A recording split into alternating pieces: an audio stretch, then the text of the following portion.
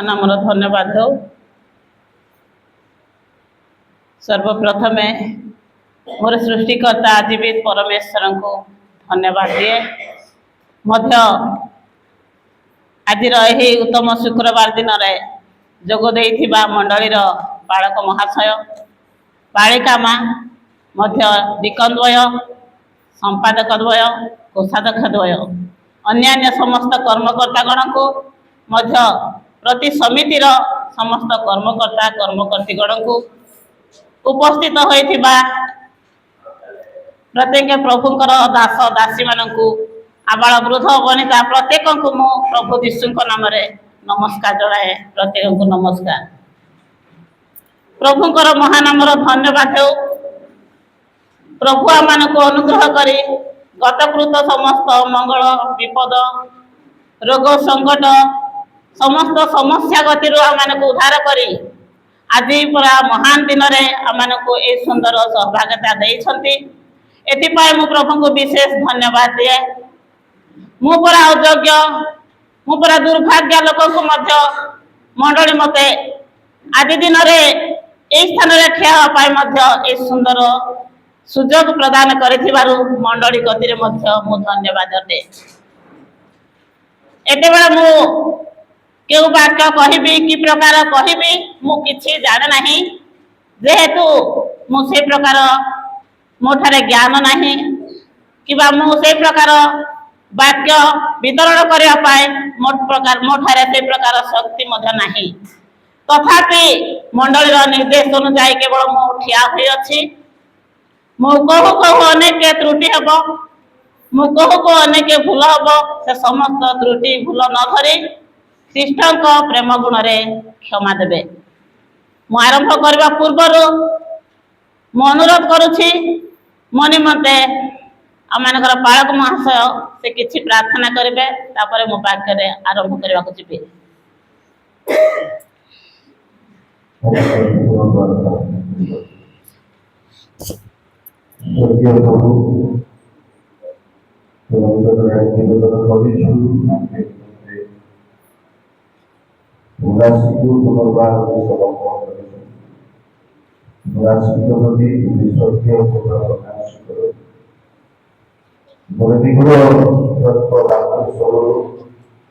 ଆନନ୍ଦ ମଧ୍ୟରେ ଆମେ ଯେମିତି ସଞ୍ଜୀବିତ ହୋଇ ତାଙ୍କ ମୁଖ ଦେଇ କଥାକୁ ବିଶୁଦ୍ଧ ଭାବରେ ବ୍ୟାଖ୍ୟା କରିଛୁ। ଆମେନ୍।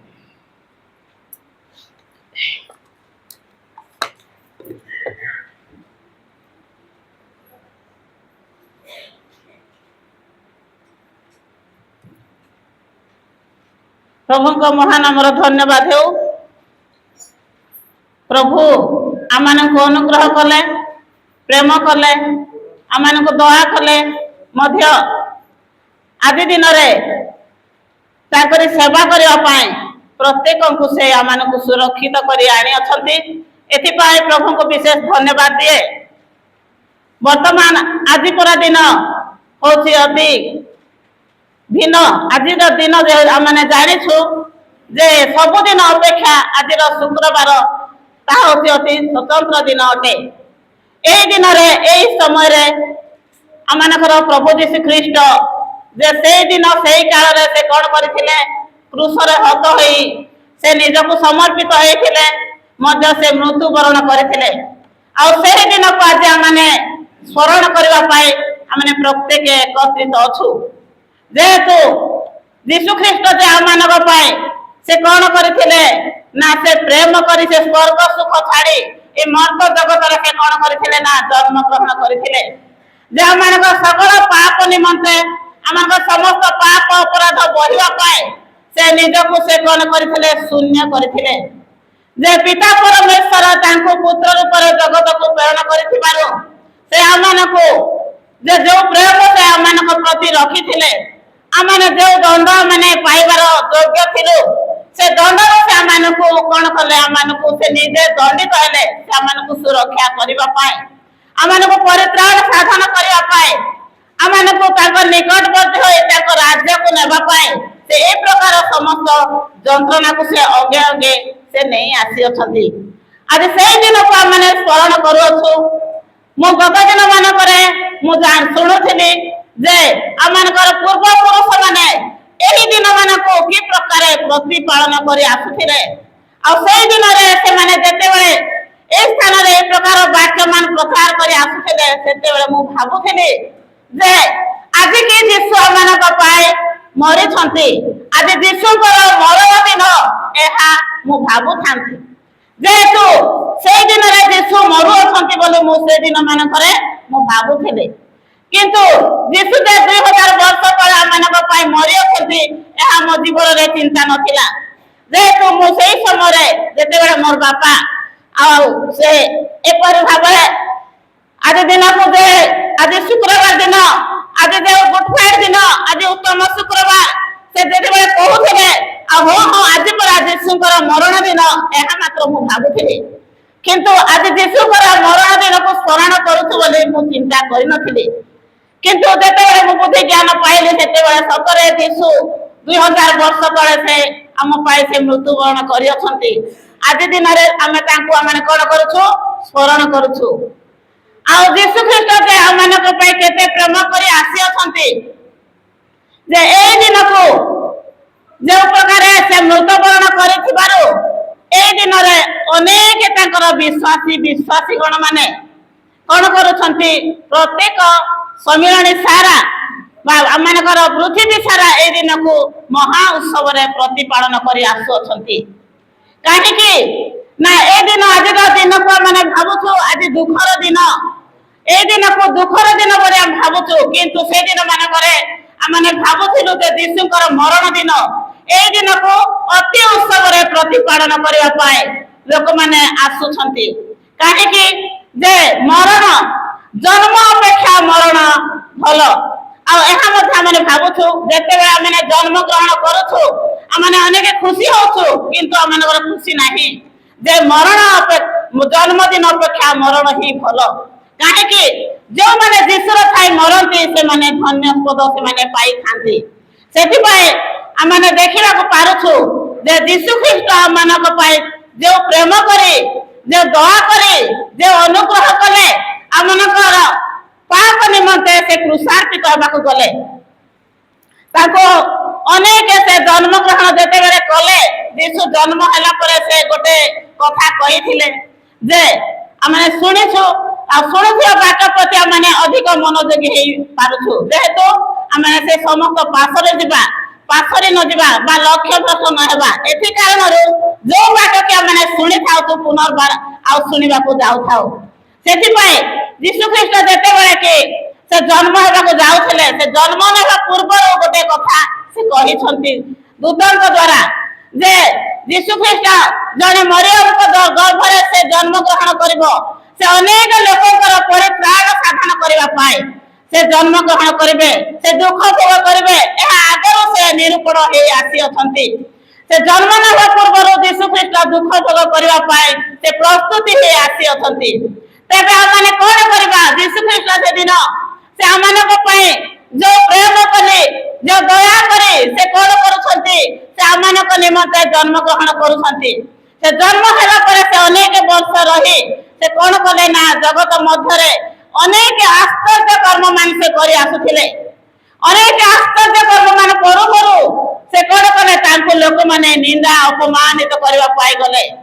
ଯେହେତୁ ସେ ଯେ ପ୍ରକାର ଅନେକ ରୋଗୀ ମାନଙ୍କୁ ସୁସ୍ଥ କଲେ ଅନେକ ଖଣ୍ଡ ମାନଙ୍କୁ ସେ ଚାଲିବାକୁ ଦେଲେ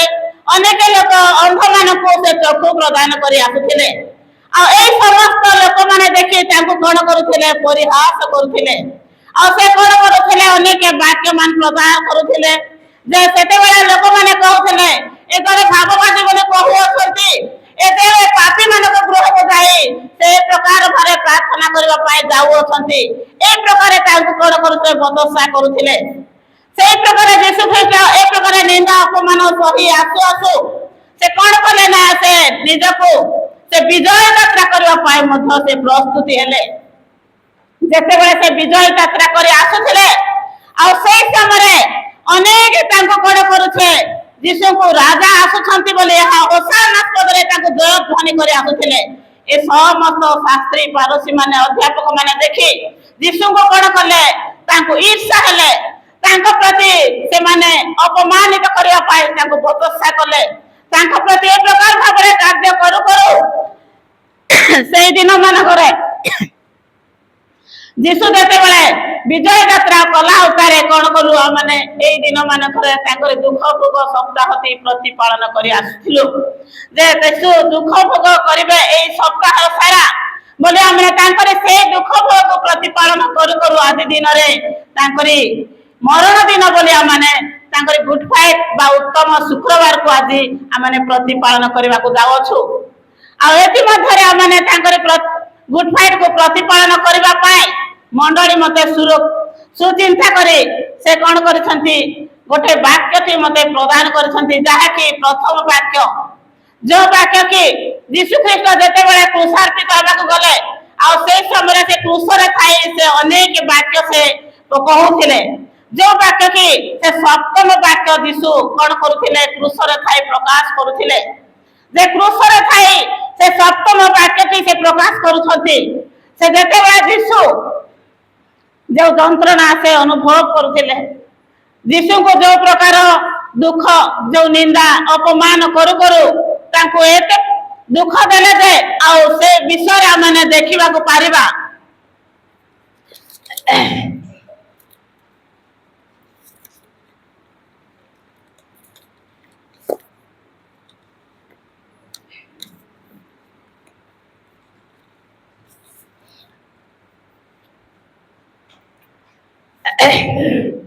हमने देखु यही समय जिते जीशु विजय यात्रा कले विजय यात्रा कले से समय लोक माने अनेक लोक माने कौन कले थटा परिहास करे निमंते जो समस्त कार्य करने को गले आ समय मैंने देखु जीशु को निंदा कर कहले जे ए यहूदी मानकर राजा ए जने ए प्रकार महान महान कार्य करी आसुअछंती जे जे से कि ए प्रकार व्यक्ति जे से तांको निमंते से तांकर समस्त विषय रे से माने विचार स्थान को नेबा पाए से इच्छा कले कोन बोले ना यीशु जते बेले कि से यीशु जते बेले कि से कौन करुले ना विजय यात्रा कर आसुले आई समय यीशु को लोक मैंने देखी आश्चर्य हेले अनेक आश्चर्यजनित हेले अनेक शास्त्री फारोसी माने जो माने कि बड़ बड़ लोक मैंने से यीशु को ईर्षा कले यीशु को ईर्षा करी से यीशु को कि प्रकार मैंने बोध करवा यह से माने चेष्टा कले यीशु को कि प्रकार मैंने बोध करवा कौन करे कौन दोष को मैंने कहा निकट को नेले यीशु को बोध करेंगे यीशु को दंड देवे यह से माने भाविले शास्त्री फारोसी माने अध्यापक माने से माने भावी से कौन कले गोटे जगार से माने विचार करी जो जगार कि जे विचार करता जड़े अच्छा निकट को जाई ए समस्त माने जनइबा यीशुकर जो से निष्पापी निर्दयी निष्कलंक हेले मध्य तांकर दोष को से माने तांकर दोष को से माने धरिबा को चेष्टा कले जेतेबेले यीशु को धरिबा पाई गले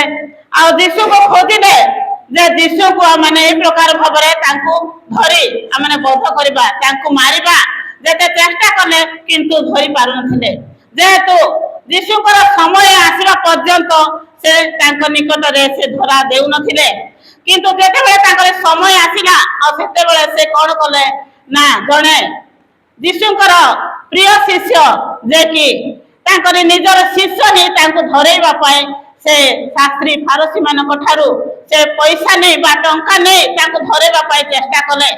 किंतु से मध्य धरे पार नथिले सेतेबेले से कहिले मु जाई जाको के मु जाको चुंबन करबी आ सेही ही यीशु बोले तू माने जानिबो तांको ए प्रकार तमे धरिबो सेतेबेले यहूदा जाई तांको कोन कले यीशु को धरेले हेले सेतेबेले यीशु को धरी से माने कौन कले पिलात निकट को नेले पिलात से कौन करछंती से जने विचार करता से विचार करबे यीशुकर निर्भुल देखो से माने कौन करछंती यीशुकर समस्त अभियोग ताक निकट को नै रखिले सेते पिलात ପିଲା ତ ସେ ବିଚାର କରୁଛନ୍ତି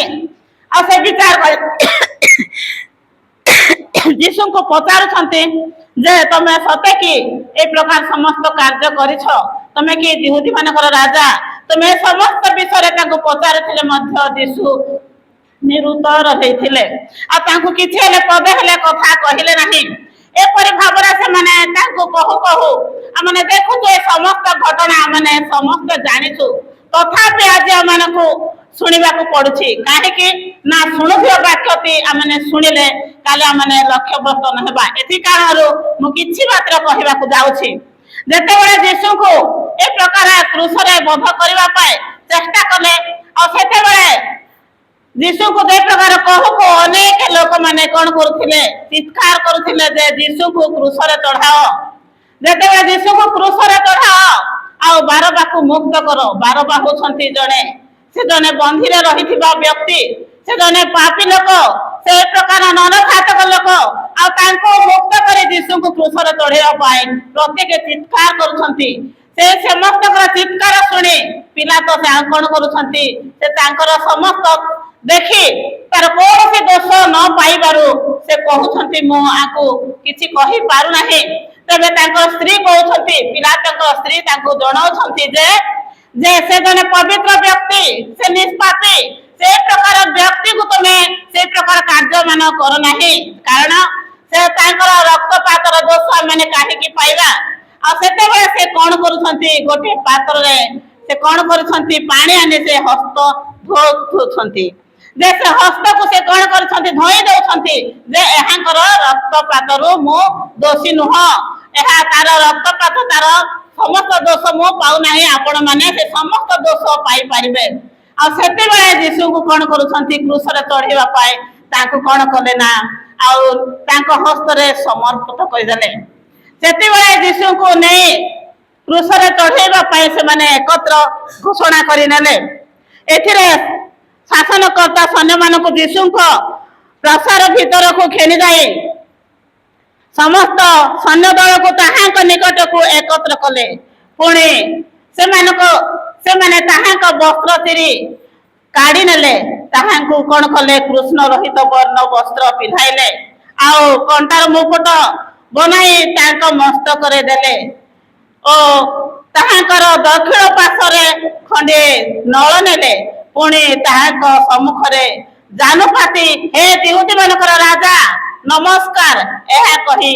ତାହାଙ୍କୁ କଣ କରିଥିଲେ ନା ପରିହାସ କରୁଥିଲେ।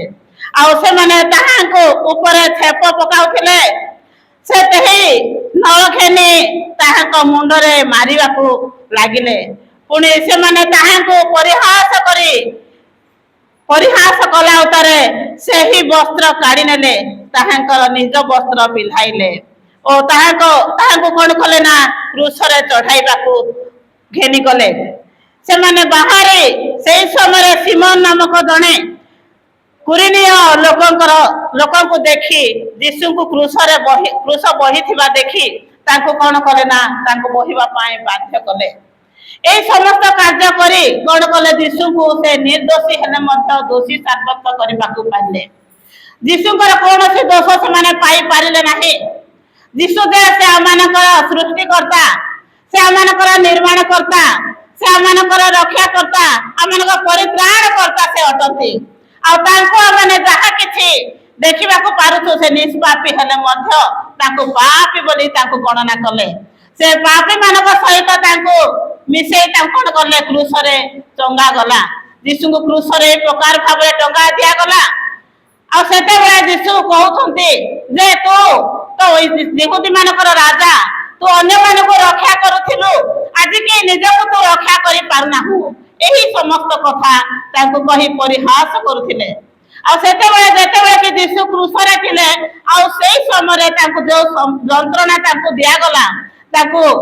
ଏ ପ୍ରକାର ଯନ୍ତ୍ରଣା କଲେ ଯେ ତାର ଯନ୍ତ୍ରଣା ଅସହ୍ୟ, ଯାହାକି ତାର ହସ୍ତ ପାଦରେ କଣ୍ଟା ମାରିଲେ, ତା ମୁଣ୍ଡରେ କଣ କଲେ ଆଉ କଣ୍ଠାର ମୁକୁଟ ପିନ୍ଧାଇଲେ। ଏ ପ୍ରକାର ଭାବରେ ସେ ଏ ପ୍ରକାର ଯନ୍ତ୍ରଣାରେ ରହି ଯୀଶୁ କ୍ରୁଶକୁ ଯାଉଅଛନ୍ତି। ଆଉ ସେତେବେଳେ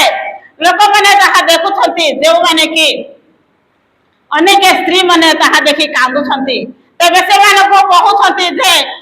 गो नारी तुम्हें माने मो निमंते रोदन कर नहीं अपना अपना संतान मान निमंते रोदन कर जीशु ए प्रकार भाव स्वांतन वाक्य से क्रूसरे थाई से कहते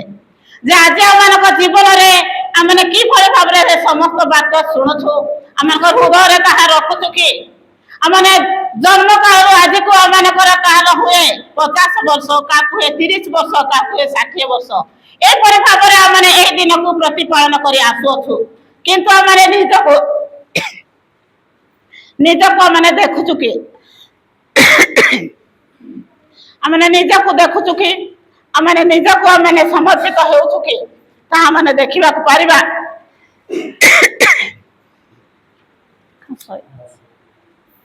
आ जते बेले यीशु को क्रूसरे रखा गला आ सेते बेले यीशु क्रूसरे थाई से सप्तम बाणी मान से कहउछंती जहा कि आमने प्रत्येक आज दिन पाए प्रत्येक को से जो सप्तम बाणी प्रकाश करबा पाए दिया जाय अछि देबिया कबा खासो या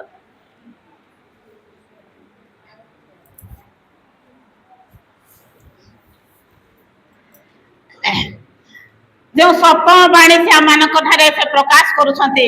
ताहा प्रत्येक को दिया जायछि किंतु से समस्त मु कहबा को जाए नहीं किंतु मु कहबा को जाए जे मो पखरे पड़ी जे लुक तार 23 पर्वर 34 पद सेठारे प्रकार लेखा अछि हे पित एमानकु क्षमा कर जो माने कि यीशु को ताड़ना करुथिले जो माने को यीशु को मारुथिले ताको मुखरे छेप पकाउथिले ताको परिहास करुथिले आ एपरे शास्त्री फारसी माने ताको देखि कोन करुथिले परिहास करुथिले से समय यीशु कहउछंती एमानकु क्षमा कर से क्रूसरे थाई मध्य से मानक पाए दया रे विगलित होउछंती क्या जान से दयालु परमेश्वर से क्षमावान परमेश्वर से उद्धारकारी परमेश्वर से रक्षाकारी परमेश्वर तेणु से मानक निमंते से ए प्रकार भाव से प्रार्थना करुछंती तार द्वितीय बाणी मैंने देखुछु आज तुम्हें मोहर सहित पारादश रे उपस्थित हेबो जेते बेले कि ए समस्त वाक्य से कौन करुछंती प्रकाश करूछंती जो वाक्य कि से क्रूसरे थाए से जो माने जे तांको ताड़ना करुछंती जो माने को ताको परिहास करुछंती से मानको ए समस्त कथा से जड़ौछंती आ सेथि पाए लेखा अछि आउरी ताहा होची ता तृतीय बाणी लेखा अछि गो नारी देख तुमर पुत्र आ से कहउछंती तांकर माता को देख तुमर पुत्र आ से परि से लेखा अछि आउरी से जते बेले कि ए प्रकार व्याकुल है से पिता को निकट रे प्रार्थना करुछंती एली एली साबर्थानी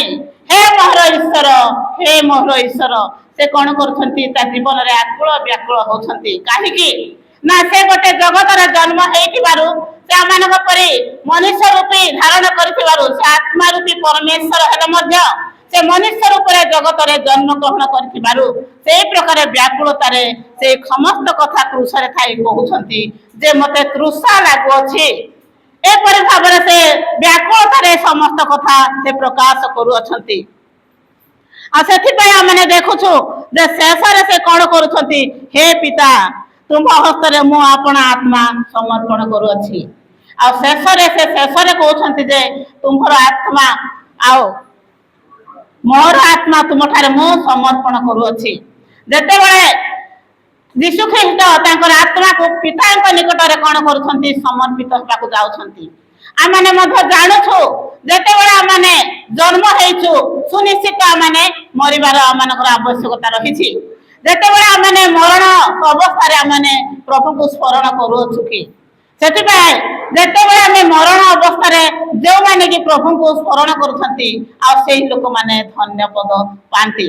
से लोक माने यीशु को निकटवर्ती हे तांकर राज्यर अधिकार हे पारंती सेति पाए आमने मरण अवस्था रे यीशु को स्मरण करबा आमनकर कर्तव्य रहिछि तबे मो जो वाक्यति मते दिया जाय छि ताहा मो कहबा को जाए लुक 23 पर्वर 34 पद जने ठिया षष्ठ भाव रे पढ़ी देबे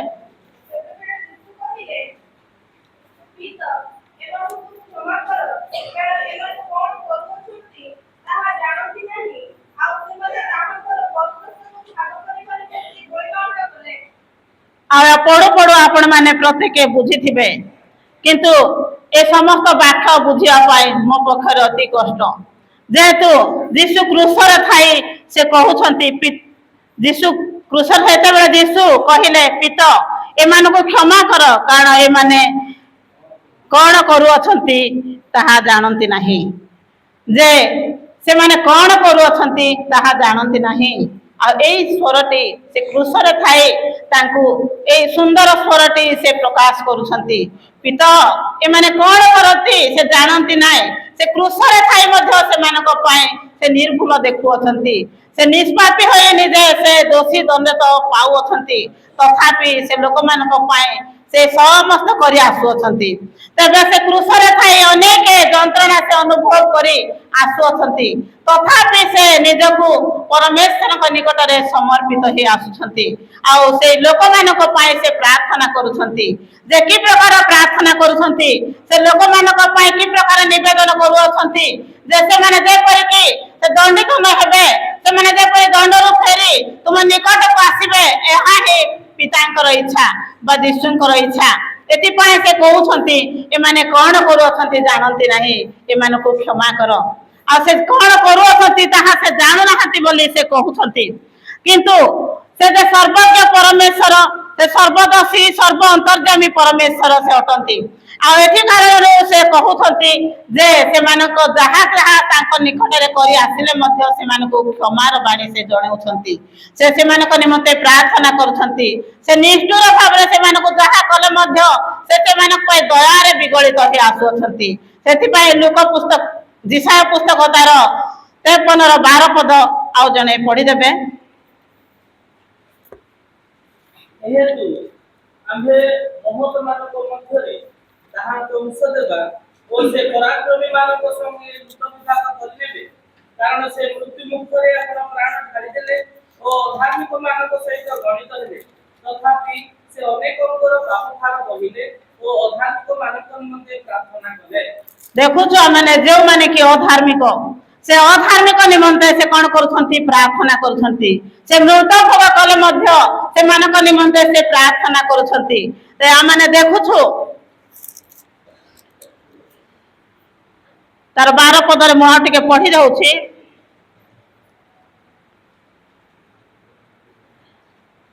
आंभे पढी दे धना पढी दे बाबा एहेतु आम्भे महत मानक मध्यरे ताहा वंश देबा ओ से पराक्रमी मानक संगे युद्ध विभाग करिबे कारण से मृत्यु मुक्त रे अपन प्राण ढाली देले ओ धार्मिक मानक सहित गणित हेले तथापि से अनेकଙ୍କର पाप भार बहिले ओ अधार्मिक मानक निमंते प्रार्थना कले आमने देखुछु जे से अनेक लोक मानकर पाप भार से बही नेले आ से मानकर अधार्मिक निमंते से कोन करूछंती प्रार्थना करूछंती जे अधार्मिक लोक माने जे परि से माने धर्म जीवन यापन करंतु एहा तांकर इच्छा सेति पाए से मानक निमंते से प्रार्थना करूछंती से मानक निकट रे से मानक निमंते से निवेदन करूछंती से मृत भव करी आथिले मध्य से मानक पाए से दया करूछंती सेति पाए गीत संगीता तार 9 पर्वर तार 4 पद आ टिके पढि दियो 109 ର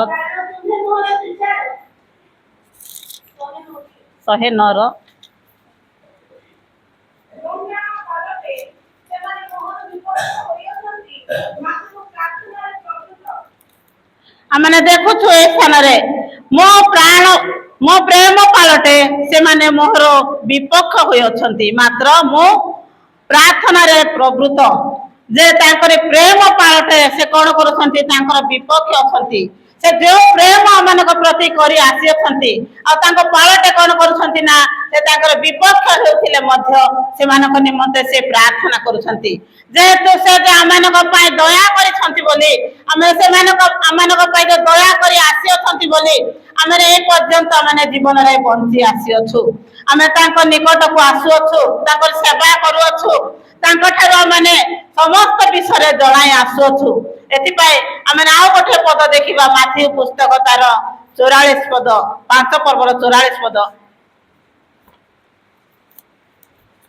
किंतु मो तुम मानक कहू अछि तुम मानक शत्रु मानक प्रेम कर ପୁଣି ଯେଉଁମାନେ ତୁମମାନଙ୍କୁ ତାଡ଼ନା କରନ୍ତି ସେମାନଙ୍କ ନିମନ୍ତେ ପ୍ରାର୍ଥନା କର। ଯେଉଁମାନେ କି ତାଡ଼ନା କରନ୍ତି ଆଉ ସେମାନଙ୍କ ପାଇଁ ପ୍ରାର୍ଥନା କର। ଆଜି ଆମେ ଦେଖୁଛୁ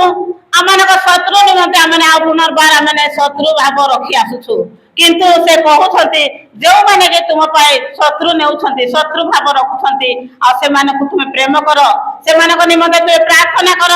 ଏଇ କଥା ଆମମାନଙ୍କୁ ଯୀଶୁ ଖ୍ରୀଷ୍ଟକୁ ଜଣାଉଅଛନ୍ତି। ସେଥିପାଇଁ ଲେଖା ଅଛି, କିନ୍ତୁ ତୁମମାନଙ୍କୁ କହୁଅଛି ତୁମାନେ ଶତ୍ରୁ ମାନଙ୍କୁ ପ୍ରେମ କର, ପୁଣି ଯେଉଁମାନେ ତୁମମାନଙ୍କୁ ତାଡ଼ନା କରନ୍ତି ସେମାନଙ୍କ ନିମନ୍ତେ ପ୍ରାର୍ଥନା କର। ଅନେକ ଲୋକମାନେ କଣ କରନ୍ତି, ଆଉ ମନୁଷ୍ୟ ଭାବରେ ମନୁଷ୍ୟ ମାନଙ୍କୁ ମଧ୍ୟ ତାଡ଼ନା କରନ୍ତି, ଅନେକ କଥା କହିଥାନ୍ତି। ସେ ଜଣେ ଏ ପ୍ରକାର ଭାବରେ ରହିଛି, ସେ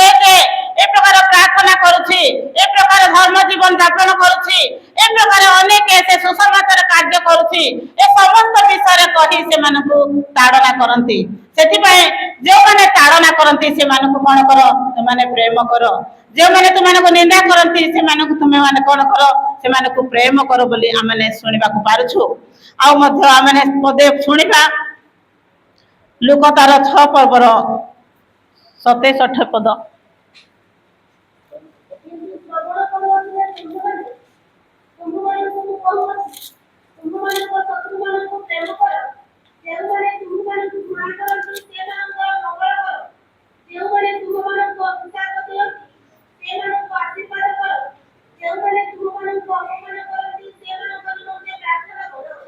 ଆଉ ଯେଉଁମାନେ କି ତୁମମାନଙ୍କୁ ଅଭିଶାପ ଦିଅନ୍ତି ଆଉ ସେମାନଙ୍କ ନିମନ୍ତେ କଣ କର, ପ୍ରାର୍ଥନା କର। ଆମେ ଦେଖୁଛୁ ଏଇ ସମୟରେ ଯେ କିନ୍ତୁ ଶ୍ରବଣ କରୁଅଛ ଯେ ତୁମମାନଙ୍କୁ ମୁଁ କହୁଅଛି ତୁମମାନଙ୍କ ଶତ୍ରୁ ମାନଙ୍କୁ ପ୍ରେମ କର, ଯେଉଁମାନେ ତୁମମାନଙ୍କୁ ଘୃଣା କରନ୍ତି ସେମାନଙ୍କୁ ମଙ୍ଗଳ କର, ସେମାନଙ୍କର ମଙ୍ଗଳ କର। ଯେଉଁମାନେ ତୁମମାନଙ୍କୁ ଅଭିଶାପ ଦିଅନ୍ତି ସେମାନଙ୍କୁ ଆଶୀର୍ବାଦ କର, ଯେଉଁମାନେ ତୁମମାନଙ୍କୁ ଅପମାନ କରନ୍ତି ସେମାନଙ୍କ ନିମନ୍ତେ ପ୍ରାର୍ଥନା କର। ଆଉ ଯେଉଁମାନେ କି ଆଉ କଣ କରନ୍ତି ନା ସେମାନେ ଅଭିଶାପ ଦିଅନ୍ତି ସେମାନଙ୍କ ନିମନ୍ତେ ପ୍ରାର୍ଥନା କର। ଆମେ ସୁନ୍ଦର କଥା ଆମେ ଶୁଣିବାକୁ ପାରୁଛୁ। ଆଜି ଆମେ ସେଇ ପ୍ରକାର ଭାବରେ ଜୀବନ ଯାପନ କରୁଛୁ କି? ଆମେ ଯେଉଁମାନେ ଆମମାନଙ୍କୁ ଅଭିଶାପ ଦିଅନ୍ତି ତାଙ୍କୁ ଆମେ କଣ କରୁଛୁ, ତାଙ୍କୁ ଆମେ ସେଇପରି ତମମାନଙ୍କୁ ମଧ୍ୟ ହେଉ ଆମେ ମଧ୍ୟ କହିପାରୁଛୁ, ମାତ୍ର ସେଇ ପ୍ରକାର କର ନାହିଁ। ଏଠାରେ ଆମେ ଶୁଣିବାକୁ ପାରୁଛୁ ଯେଉଁମାନେ ତୁମମାନଙ୍କୁ ଅଭିଶାପ ଦିଅନ୍ତି ଆଉ ସେମାନଙ୍କ ନିମନ୍ତେ ପ୍ରାର୍ଥନା କର, ଯେଉଁମାନଙ୍କୁ ତୁମକୁ ତାଡ଼ନା କରନ୍ତି ସେମାନଙ୍କ ନିମନ୍ତେ କଣ କର, ତୁମେ ପ୍ରାର୍ଥନା କର। ଏ ସମସ୍ତ କଥା ଆମେ ଶୁଣିବାକୁ ପାରୁଛୁ। ଆଉ ଆମେ ଦେଖିବା ରୋମୀ ପୁସ୍ତକ ତାର 12 ପର୍ବର 14 ପଦ। ଯେଉଁମାନେ ତୁମମାନଙ୍କୁ ତାଡ଼ନା କରନ୍ତି ସେମାନଙ୍କୁ ଆଶୀର୍ବାଦ କର, ଅଭିଶାପ ଦିଅ ନାହିଁ। ଆଉ ଦେଖୁଛୁ ଯେଉଁମାନେ କି ତୁମମାନଙ୍କୁ ତାଡ଼ନା କରନ୍ତି ଆଉ ସେମାନଙ୍କୁ କଣ କର, ଆଶୀର୍ବାଦ କର, ଆଶୀର୍ବାଦ କର, ଅଭିଶାପ ଦିଅ ନାହିଁ। ଯେତେବେଳେ ତୁମମାନଙ୍କୁ ତାଡ଼ନା କରନ୍ତି ସେମାନଙ୍କୁ କଣ କର, ଅଭିଶାପ ଦିଅ ନାହିଁ, ସେମାନଙ୍କ ନିମନ୍ତେ ଆଶୀର୍ବାଦ କର, ଆଶୀର୍ବାଦ କର। ଏଇ ବିଷୟରେ ଆମେ ସୁନ୍ଦର ଭାବରେ ଆମେ ଶୁଣିବାକୁ ପାରୁଛୁ। ଯୀଶୁ ଖ୍ରୀଷ୍ଟ ମଧ୍ୟ ଯେତେବେଳେ କି କ୍ରୁଶରେ ଥିଲେ ଆଉ ସେତେବେଳେ ତାଙ୍କୁ ଯେ ପ୍ରକାର ନିନ୍ଦା ଅପମାନିତ କରୁଥିଲେ, ତାଙ୍କୁ ଯେ ପ୍ରକାର କ୍ରୁଶରେ ଟଙ୍ଗା ଦିଆଯାଉଥିଲା, ତାଙ୍କ ମୁଖରେ ଛେପ ପକାଉଥିଲେ, ତାକୁ ଏ ପ୍ରକାର ପରିହାସ କରୁଥିଲେ, ତଥାପି ସେମାନଙ୍କ ନିମନ୍ତେ ସେ ପ୍ରାର୍ଥନା କଲେ। ଆଉ ସେମାନଙ୍କ ନିମନ୍ତେ ସେ କଣ କଲେ, ପରମେଶ୍ୱରଙ୍କ ନିକଟରେ ଜଣାଉଥିଲେ। ତଦ୍ରୂପ ଆଜି ଆମମାନଙ୍କ ଜୀବନରେ ଆମେ ସେଇ ପ୍ରକାର କାର୍ଯ୍ୟମାନ କରୁଛୁ କି? ଆମେ କରିବା ଆମମାନଙ୍କର କର୍ତ୍ତବ୍ୟ ରହିଛି। ବର୍ତ୍ତମାନ ଆମମାନଙ୍କର ଅନେକ ରହିଛି, କିନ୍ତୁ ସମୟ ଅତିରିକ୍ତ ହେଇଥିବାରୁ ମୁଁ କହିବାକୁ ଯାଏ ନାହିଁ। କହୁ କହୁ ଅନେକ ତ୍ରୁଟି ରହିଛି, ସେ ସମସ୍ତ ତ୍ରୁଟି ନ ଧରି ଖ୍ରୀଷ୍ଟଙ୍କ ପ୍ରେମ ଗୁଣରେ କ୍ଷମା ଦେବେ। କହୁ କହୁ ମୁଁ ଯାହା କିଛି କହିଦେଇଛି, କହିପାରି ନାହିଁ, ସେ ସମସ୍ତ ଆମମାନଙ୍କର ପୂର୍ବ ବାକ୍ୟବାନ କରିଥିବା ଭାଇମାନେ ସେ ସମସ୍ତ ଜଣେଇ ନେବେ। ପ୍ରଭୁ ଏ ସମସ୍ତ ବାକ୍ୟ ଦେଇ ଆମେ ପ୍ରତ୍ୟେକଙ୍କୁ ଆଶୀର୍ବାଦ କରନ୍ତୁ।